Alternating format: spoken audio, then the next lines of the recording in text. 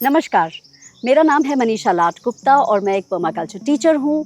Ananda permaculture farm चलाती हूँ और 15-16 साल से इस ज़मीन से जुड़ी हुई हूँ। आज मैं आपको दो किसानों की एक छोटी सी कहानी सुनाना चाहती हूँ। एक गांव में दो किसान रहते थे। फसल कटने के बाद एक किसान दूसरे से पूछता है, अरे इस साल तेरी कितनी पैदावार हुई? दूसरा किसान कहता है, मेरी इस बार तुमसे ज़्यादा हुई है। बस यहीं से समस्या शुरू हो जाती है। पहला किसान सोचने लगता है, अगले साल मैं इसको पीछे छोड़कर रखूंगा। अब उसका लक्ष्य खेती करना नहीं रह जाता, उसका लक्ष्य बन जाता है दूसरे किसानों को हराना। और फिर वो शुरू करता है महंगा हाइब्रिड बीज खरीदना, एक बार की जगह कई बारी जुताई करना, ज्यादा खाद डालना, ज्यादा सिंचाई करना, ज्यादा कीटनाशक के स्प्रे करने और ज्यादा खर्च करना, सिर्फ इसलिए ताकि गांव में लोग कहें, अरे वाह देखो इसकी फसल सबसे अच्छी रही इस साल। चलिए मान लीजिए कि उसे सचमुच बम्पर पैदावार मिल भी गई, लेकिन क्या उसने ज़्यादा पैसा कमाया? ये तो ज़रूरी नहीं है, क्योंकि उत्पादन तो बढ़ा लेकिन उसके साथ साथ खर्चे भी ज़्यादा बढ़ गए। और अगर उसी साल सूखा पड़ गया या ओले पड़ गए या मंडी में भाव गिर गए, फिर इतनी बड़ी लागत के साथ किसान सीधे कर्ज में चला जाता है। यहीं पर हमें एक बहुत महत्वपूर्ण सवाल अपने से पूछना चाहिए। हम खेती किसके लिए कर रहे हैं? अपने परिवार के लिए, अपने भविष्य के लिए, या इसलिए कि गांव वाले हमारी वाहवाह करें, हमारी तारीफ करें? दुर्भाग्य से भारत में बहुत सी खेती आज भी अर्थशास्त्र से नहीं होती, लोग क्या कहेंगे इस पे होती है। पड़ोसी ने ये बीज लगाया तो हम भी वही लगाएंगे, उसने धान लगाया तो हम भी धान लगाएंगे, उसने 5 बार स्प्रे की तो हम भी 5 बार स्प्रे करेंगे। कोई नहीं जानता कि ये सब हम क्यों कर रहे हैं, बस सब कर रहे हैं तो हम भी करेंगे। पर्माकल्चर हमें बिल्कुल अलग सोच सिखाती है। अपने खेत को अपने व्यवसाय की तरह देखती है। दूसरे की नकल में मत कीजिए ये।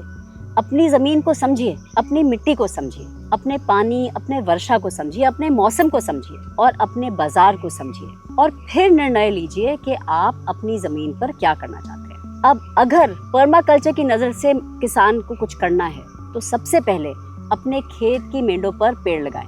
इतने पेड़ कि बाहर वालों को हमारे खेत में झांकने की जरूरत ही ना पड़े, क्योंकि खेती कोई प्रदर्शन नहीं है, ये एक व्यवसाय है और हर व्यवसाय की अपनी रणनीति होती है। फिर हम अपना ध्यान लगाएंगे मिट्टी को बेहतर बनाने में, बारिश का पानी रोकने में, फसलों की विविधता बढ़ाने में, और केवल मात्रा ही नहीं बढ़ानी, हमने अपने उत्पादन की गुणवत्ता भी बढ़ानी है, क्योंकि अच्छी गुणवत्ता वाला ग्राहक हमेशा मिलता है। इसके बाद आप सोचिए कि ये आपकी ज़मीन आपको और क्या क्या दे सकती है। क्या आप इधर फलों की प्रोसेसिंग शुरू कर सकते हैं, अचार, जैम या बीज बचा सकते हैं? क्या आप फार्म पर एक छोटी सी दुकान खोल सकते हैं? क्या लोग आपके फार्म पर घूमने आ सकते हैं? क्या आप एक फार्म स्टे या एग्रो टूरिज्म शुरू कर सकते हैं? क्या आप अपनी छत पर एक सोलर प्लांट लगा सकते हैं जिससे आपकी बिजली का उत्पादन हो जाए? क्या आप अपने खेत को केवल खेती तक सीमित ना रखें और उसको एक बहुआयामी व्यवसाय बनाएं? जमीन की कमाई केवल फसल नहीं होती, जमीन आपको पेड़ भी देती है, बीज भी देती है, फल भी देती है, अनुभव भी देती है, पर्यटन भी देती है, ज्ञान भी देती है, ऊर्जा भी देती है। अगर आप चाहें तो आपकी ज़मीन आय के कई स्रोत बना सकती है, लेकिन ये सब तभी होगा जब आप एक बात स्वीकार करेंगे कि हर किसी की राय सुनना ज़रूरी नहीं है और हर किसान की नकल करना तो बिल्कुल भी ज़रूरी नहीं। जब आप लोग क्या कहेंगे की खेती छोड़ देंगे, तभी आप सचमुच अपनी ज़मीन की खेती शुरू कर पाएंगे, और वही दिन आपकी आज़ादी का पहला दिन होगा। मेरा आपसे ये निवेदन है कि आप बिल्कुल शुरुआत से कुछ सोचना शुरू करिए, और जो नई पीढ़ी आपकी आड़ी है उन पे अपने पुराने आइडिया मत थोपिए।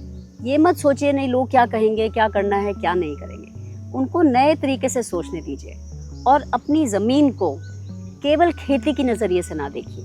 ये एक आपके पास संसाधन है और आप इसका क्या बनाएं, क्या नहीं, ये आप बिल्कुल ही नए सिरे से सोचिए।